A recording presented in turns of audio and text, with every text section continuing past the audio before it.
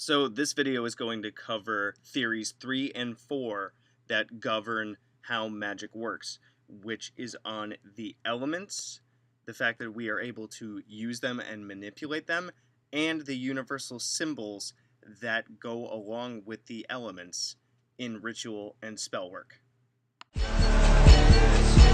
Necronomicon is coming.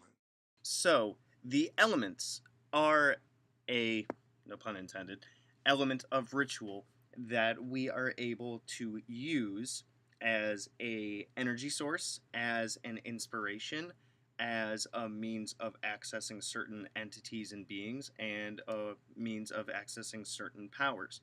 Um, a lot of the different magical systems have different correlations for, earth, air, fire, water, and spirit.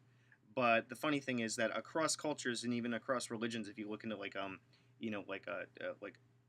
spiritual mysticism, I'm kind of cautious about using the word shaman because technically that only applies to one specific spiritual tradition. Even though now in today's culture you have shamanism everywhere, where a lot of spiritual paths are called shamanism when technically they are known by their original cultures as something different, and cultural appropriation stuff like that, which I don't really like to get that far into, but I might make a video complaining about revolving door shamanism, but that's beside the point. So anyway, like I was saying, the elements have correspondences with cardinal directions, even though some of them change in the cultures. It's always earth, air, fire, water, and spirit. Sometimes spirit goes by a different name like Gaia or ether or something like that, but all of the principles are pretty much the same. You know, where the air is associated with the mind, with thought and stuff. Fire is associated with like passion, drive, and even it can go as far as like business and things like that. The earth is associated with grounding and even things like money, and water is associated with like the emotions, and even directional wise, there's across cultures they are pretty much all the same. And if the correspondences between different directions and elements are different, the thing is that they still kind of carry over with the same associations, even if they change a little bit. Like so many cultures associate the West with with water, and others don't, but I already explained that. And they associate the West with like the underworld, the ending, the dying, stuff like that.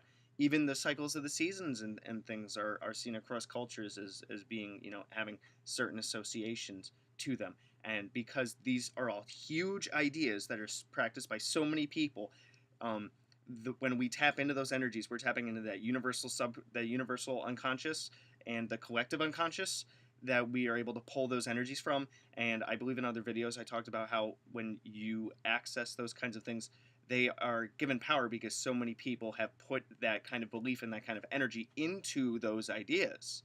So the fact that we use and invoke elements, and there's so many different traditions that call on like the four cardinal directions, and they find that the world is made up of so many different base elements, not periodic table elements, but earth, air, fire, water, and spirit, and just how universal those things are to almost every pagan culture and so many different world religions, except for the big three.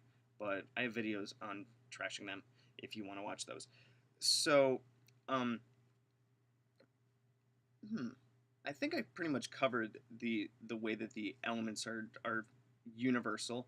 The fact that when we pull energy from them, we pull it from the collective unconscious, the collective, and that all of their associations go across the board, even if they switch associations. Like one thing might be associated with air in some traditions and water with others. Those kinds of things always find those different associations and qualities always find a home within the four elements. So it's very easy to translate across the different traditions.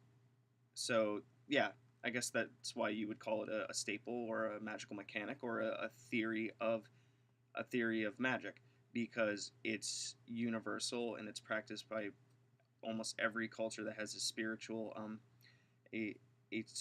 leaning that's deep within nature and the mysterious energies around us, and even the deities can be associated with certain elements, and even deities are because of different correspondences and how they match up across cultures. But that's a little different thing for later.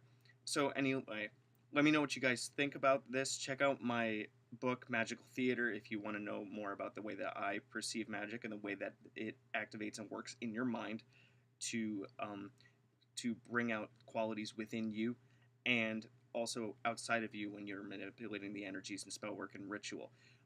Check out any of my other videos for Necronomicon workings, general magic stuff, magical mechanics, and send me an email at priestofthenecro@gmail.com if you have any questions, comments, complaints, concerns, issues, and look forward to my next video on the theories that govern magic. Good hunting.